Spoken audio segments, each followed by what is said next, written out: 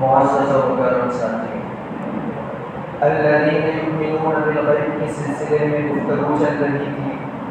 کہ بن دیکھی باتوں پر ایمان لانا ہے،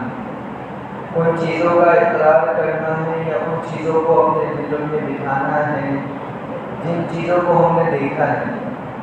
لہذا اسی سلسلے میں عقیدہ آخرت کی تفصیل چل رہی تھی، اور عقیدہ آخرت تک ہم کو پہنچانے والا جو ذریعہ ہے وہ ہے وقوع قیامت،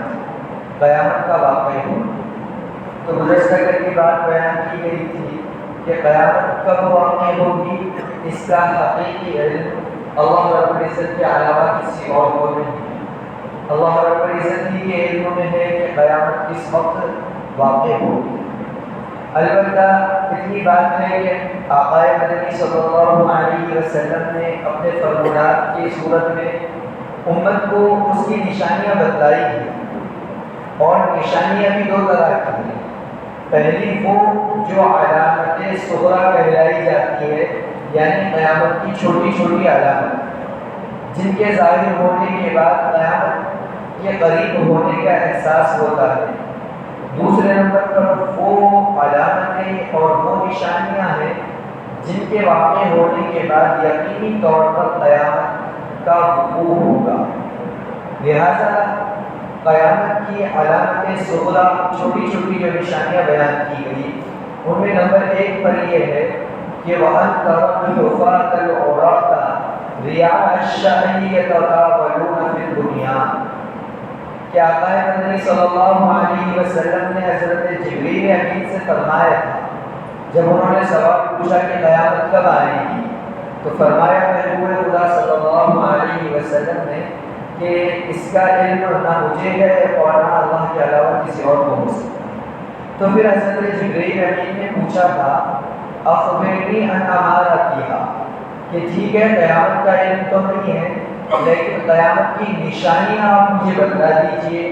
تو ان میں پہلے نمبر پر آپ صلی اللہ علیہ وسلم نے یہ نشانی بتائی تھی کہ ان ترى الحفاة العراة رعاء الشهر يتطاولون في البنيان، کہ تو دیکھے گا کہ چرواہے بکریوں کو چرانے والے یا دوسرے جانوروں کو چرانے والے وہ بڑی بڑی عمارتیں بنانے میں ایک دوسرے پر بازی لے جائیں، یعنی کہ جن لوگوں کا پیشہ تھا کہ وہ بکریاں چرا کر یا جانور چرا کر زندگی گزارا کرتے تھے، وہ لوگ بڑی بڑی عمارتیں بنانے میں ایک دوسرے پر فوقیت لے جانے کی کوشش کریں، یا پھر تو درجے کے اعتبار سے مال و دولت کے اعتبار سے پچھڑا ہوا طبقہ کہلاتا تھا، جن کے پاس ذریعے آمدنی کوئی خاص نہیں تھی، وہ گھر بنانے میں اور بڑی بڑی عمارتیں بنانے میں ایک دوسرے پر بازی لے جائیں گے۔ یہ قیامت کی ایک نشانی ہے۔ اگر ہم اپنے ارد و گرد اطراف و اکناف کا جائزہ لیتے ہیں تو ہمیں یہ بات روز روشن کی طرح آیا ہوتی نظر آتی ہے کہ واقعیت میں یہ جو اللہ کے نبی صلی اللہ علیہ وسلم نے پیشن گوئی بتلائی تھی وہ برحق تھی، اور وہ ہمارے سامنے ظاہر بھی ہوئے۔ اپنے شہر کے لیول پر، ضلع کے لیول پر اور اسٹیٹ کے لیول پر دیکھنا الگ بات ہے، لیکن اگر ہم عالمی لیول پر دیکھیں تو آپ کو اندازہ ہونا چاہیے کہ اہل عرب ایک ایسی قوم کہلائی جاتی تھی جو جزیرۃ العرب کے اندر رہتے تھے۔ اب تو اس میں بہت سارے ممالک آ گئے کہ یمن اسی میں ہے، اس کے علاوہ جو ہے یو اے ای جزیرۃ العرب میں آیا کرتا تھا، قطر ہے، اس کے علاوہ بحرین ہے، بہت سارے ممالک ہیں جو کہ جزیرۃ العرب میں آتے تھے۔ اور عرب والوں کا پیشہ 1939 سے پہلے تک، یعنی وہاں پیٹرول کی دریافت ہونے سے پہلے تک عرب والوں کا سب سے مشہور جو پیشہ اور ذریعہ آمدنی تھا وہ جانوروں کو پالنا، اس کی نگہداشت کرنا، اور وہی ان کا ذریعہ آمدنی تھا جزیرۃ العرب والوں کا آج سے تقریباً 100 سال پہلے۔ تو یہی اللہ کے نبی نے فرمایا تھا کہ یہ چرواہے بکریوں کو، اونٹوں کو چرانے والے دنیا کی بڑی بڑی عمارتیں بنائیں گے۔ تو آپ کو معلوم ہوگا کہ یہ عرب جو 100 سال پہلے تک اونٹ چرا کر، اونٹ کا دودھ پی کر، اس کا گوشت کھا کر اپنی زندگی گزارا کرتے، لیکن آپ کو یاد ہوگا کہ 2010 سے لے کر اب تک دنیا کی سب سے بڑی بلڈنگ کا ٹائٹل جو ہے تو آج جزیرۃ العرب کے پاس UAE دبئی کے اندر برج خلیفہ 2010 سے لے کر اب تک دنیا کی سب سے بڑی جو عمارت ہے وہ جزیرۃ العرب میں ہے. اب کے اعتبار سے تقسیم میں وہ علاقہ UAE اور دبئی کے اندر آتا ہے لیکن جزیرۃ العرب کا علاقہ ہے.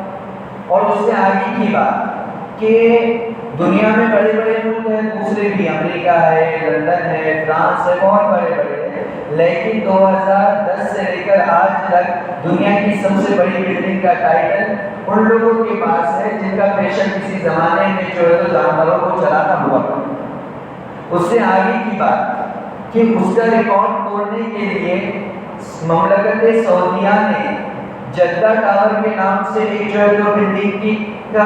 تعمیری کام شروع کر دیا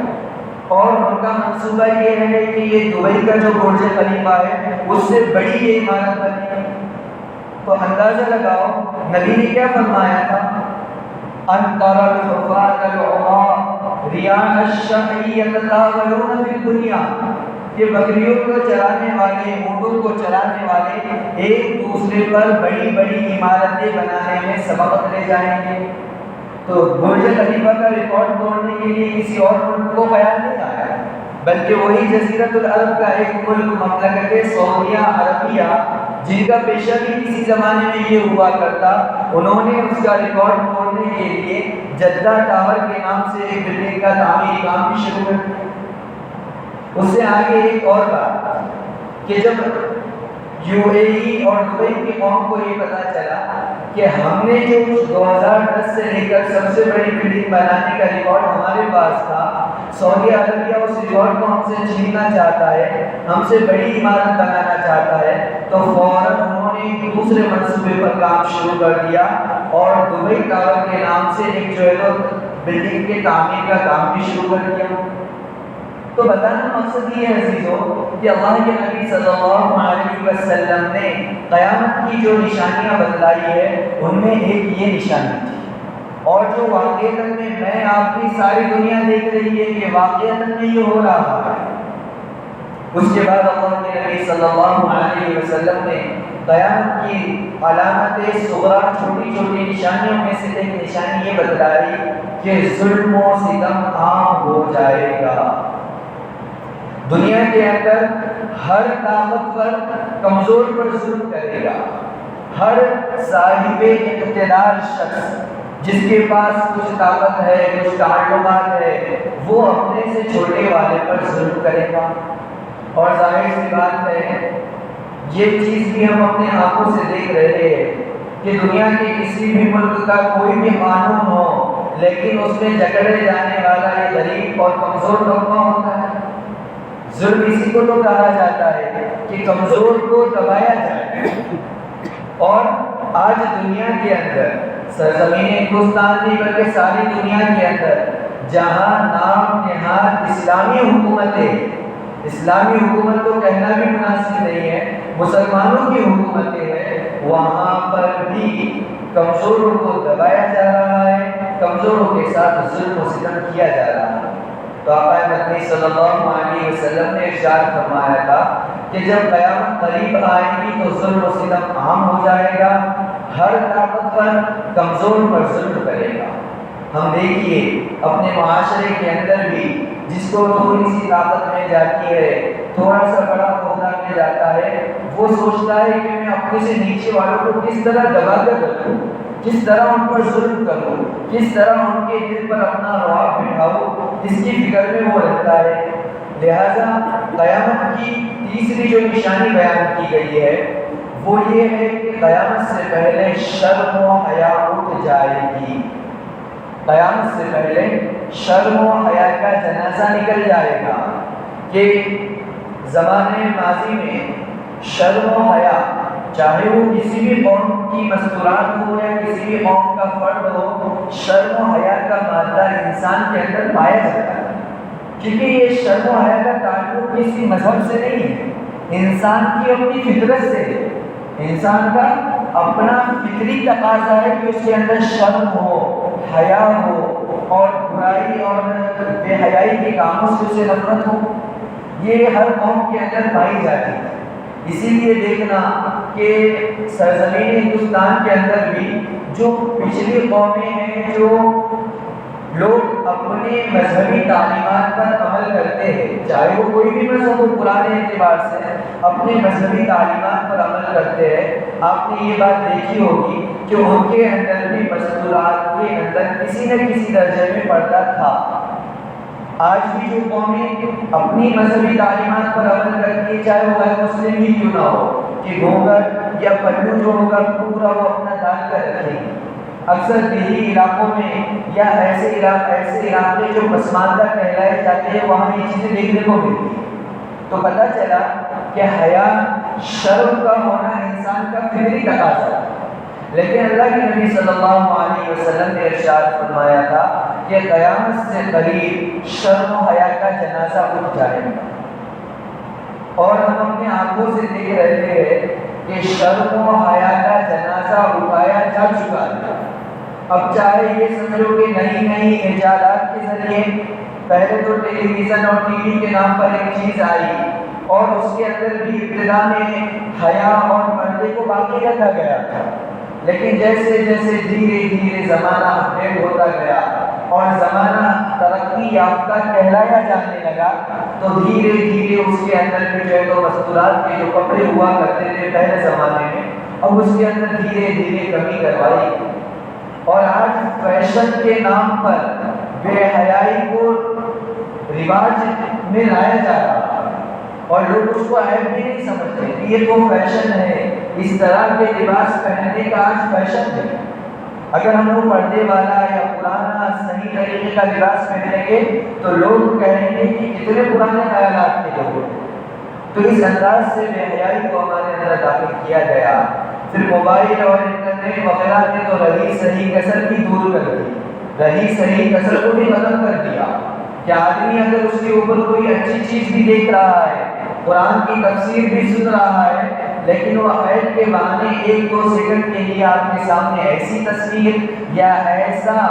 حیا کو ختم کرنے والا منظر پیش کرتے ہیں کہ آدمی کی ساری حیا کا جنازہ نکل جائے۔ اس سے کسی کو محفوظ رہے، اس سے کوئی محفوظ نہ رہے، اس لیے انہوں نے جدید ذریعے جو آئے ہیں یا جدید ٹیکنالوجی آئی ہے اس کو استعمال کیا،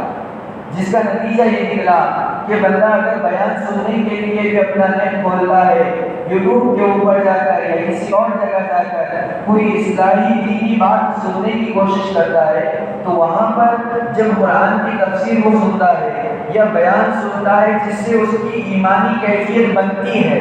لیکن پھر وہ ایک سیکنڈ دو سیکنڈ کا ایسا منظر اس کے سامنے لایا جاتا ہے کہ جو ایمان کی کیفیت بنی کی وہ بھی ختم ہو جائے۔ تو اللہ کے نبی صلی اللہ علیہ وسلم نے فرمایا تھا کہ قیامت سے پہلے شرم و حیا کا جنازہ اٹھ جائے گا، اور بتاؤ شرم و حیا کا جنازہ اس سے بڑا اور کیا ہو سکتا ہے کہ ایک جگہ باپ بھی بیٹھا ہوا ہے، ماں بیٹھی ہوئی ہے، جوان بیوی جوان بیٹی بیٹھی ہوئی ہے، اور ٹی وی کے اسکرین پر سب بے حیائی کے مناظر دیکھ رہے ہیں، بتاؤ اس سے زیادہ بے حیائی کیا ہو سکتی ہے؟ تو فرمایا تھا کہ قیامت سے پہلے شرم و حیا کا جنازہ اٹھ جائے گا، ورنہ آپ نے دیکھا ہوگا کہ جو پہلا زمانہ تھا، موبائل وغیرہ کے آنے سے پہلے کا جو زمانہ تھا، ٹیلی ویژن کے آنے سے پہلے کا جو زمانہ تھا، اس زمانے میں لوگوں کے اندر پھر بھی حیا تھی۔ جو لوگ ناچنے گانے والے ہوتے تھے ان کو لوگ جو ہے نا بہت غلط نگاہ سے دیکھتے تھے کہ یہ تو گرے ہوئے لوگ ہیں۔ شاید آپ نے وہ اس زمانے کے بارے میں سنا بھی ہوگا کہ جب بڑے بڑے گھر کے لوگ، عیاش قسم کے لوگ ناچنے والوں اور گانے والوں کو بلایا کرتے ہیں، تو یہ جو ناچنے گانے والے ہوتے ہیں یہ معاشرے کے سب سے گھٹیا لوگ شمار کیے جاتے ہیں، لوگ ان کو گری ہوئی نگاہ سے دیکھتے ہیں۔ لیکن زمانہ بدلا اور آج یہ حالت ہے کہ چند کوڑیوں کے خاطر اپنے جسم کو فروش کرنے والے آج جو ہے تو اسٹار اور سپر اسٹار کہلائے جاتے ہیں۔ لوگ ان کے دلدادہ ہوتے ہیں، ان کے لباس کو پہننا اپنے لیے قابل فخر سمجھتے ہیں۔ یہ شرم و حیا کا جنازہ نکلنا نہیں تو اور کیا ہے؟ ورنہ پہلے زمانے میں جو ناچنے گانے والی عورتیں ہوا کرتی، لوگ انہیں گری ہوئی نگاہ سے دیکھتے، ان کا لباس اور ان کا حلیہ اپنانا تو دور کی بات، ان سے بات کرنا بھی گوارا نہیں کرتے کہ نہیں یہ گرا ہوا کپڑا ہے، یہ ناچنے گانے والے لوگ تھے۔ لیکن آج ہوا یہ کہ شرم و حیا کا جنازہ نکال دیا گیا، اور جو ناچنے گانے والے ہیں ان کو بہت ہی معزز، بہت ہی بڑے سیلیبریٹی اور بہت ہی سپر اسٹار کے طور پر پیش کیا جاتا ہے، جس کے نتیجے میں آنے والی نسلوں کے ذہن میں یہ بات بیٹھتی ہے کہ ہاں عزت، دولت، شہرت حاصل کرنا ہے تو یہ طریقہ آسان ہے۔ یہ تو ابتدائی زمانے کی بات تھی جب موبائل اور جو انٹرنیٹ نیا نیا آیا،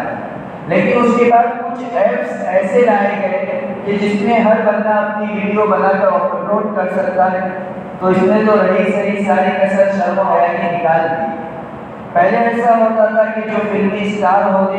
وہ اپنی شوٹنگ کرتے، اس کے بعد وہ فلم کی یا وہ جو بھی موسیقی ہے، گانا ہے، وہ ریلیز ہوتا، لیکن باقی نے اتنی محنت کی حیا کا جنازہ نکالنے میں کہ انہوں نے ایسے ایسے ایپس بنا کر جو ہے تو بھیجے کہ جس کے ذریعے ایک لڑکی، جس کے ذریعے ایک لڑکا اپنے گھر میں بیٹھے ہوئے بس موبائل کا ویڈیو چالو کر بے حیائی کی، ناچ گانے کی جو ہے کیا کر سکتا ہے، ویڈیو اپلوڈ کر سکتا ہے اور اس پر فخر کے ساتھ اس کو پیش کر سکتا ہے، تو جس کی وجہ سے امت کے اندر رہی سری شرم کا جنازہ بھی نکل گیا۔ بہت ساری کارگزاری ایسی آئی ہے، بڑے بڑے دیندار گھرانے کی لڑکیاں یہ ٹک ٹاک اور اس کے علاوہ دوسرے ایسے جو ایپس ہوتے ہیں اس کے اندر پڑھ کر اپنی بے حیائی اور شرم کی ایسے ایسی ویڈیو انہوں نے وائرل کی کہ جسے دیکھ کر سر شرم سے جھک جاتا ہے۔ تو خلاصہ کلام، اللہ کے نبی صلی اللہ علیہ وسلم نے جو قیامت کی نشانیاں بتلائی، کیونکہ قیامت کی نشانیاں مختلف حدیثوں میں الگ الگ جگہ ہیں، ایک دو نہیں ہزاروں حدیثوں میں بکھری ہوئی ہے، تو ان میں بنیادی طور پر پہلی جو نشانی ہے وہ یہ ہے کہ بکریوں کے چرانے والے بڑی بڑی عمارتیں بنانے میں ایک دوسرے پر سبقت لے جائیں گے۔ نمبر 2، ظلم و ستم عام ہوگا۔ نمبر 3، شرم و حیا کا جنازہ اٹھ جائے گا۔ اس کے علاوہ بھی اور بہت ساری جو ہے تو علامت قیامت لکھ کر لائی ہوئی ہے، انشاءاللہ روزانہ آپ کے سامنے یہ کچھ چیزیں پیش کی جائیں گی۔ اور عزیزوں، یہ علامت قیامت بیان کرنے کا مقصد کیا ہے؟ محدثین نے حدیث کی کتابوں میں لکھا ہے جہاں یہ علامت قیامت بیان کی گئی، اس سے امت کو ڈرانا مقصود نہیں ہے کہ اب قیامت آنے والی ہے اور یہ ہونے والا ہے، بلکہ ان نشانیوں کو بتانے کا مقصد یہ ہے کہ جب ان نشانیوں کو ہم اپنے آنکھوں سے دیکھ لیں تو ہمیں یقین ہونا چاہیے کہ اب قیامت کا وقت قریب ہے اور اپنے آپ کو نیک اعمال میں لگا دینا چاہیے۔ اصل مقصد یہی ہے، کیونکہ محدثین نے اس قسم کے احادیث پر جب گفتگو کی تو سوال یہی پیدا ہوا کہ قیامت کی نشانیاں بتانے کا مقصد کیا ہے؟ اللہ کے نبی صلی اللہ علیہ وسلم بے مقصد تو کچھ کام نہیں کرتے، کچھ نہ کچھ تو مقصد ہوگا، تو اس کا مقصد مفسرین نے، محدثین نے یہی بیان کیا ہے کہ جب ہم اپنی آنکھوں سے ان نشانیوں کو دیکھ لیں، اب ہماری ذمہ داری ہے کہ ہم جو تو اپنے آپ کو چوکنا کر لیں، ان چیزوں سے بچانے کی کوشش کریں کہ ظلم و ستم سے اپنے آپ کو بچائیں، بے حیائی سے اپنے آپ کو بچانے کی کوشش کریں اور اللہ رب العزت کی طرف یکسو ہو کر اپنی زندگی کو عبادت کے اندر لگا دیں۔ یہی مقصد ہے علامت قیامت کو بیان کرنے کا۔ اللہ رب العزت سے دعا ہے کہ اللہ تعالیٰ مجھے آپ کو موت سے پہلے موت کی تیاری کرنے کی توفیق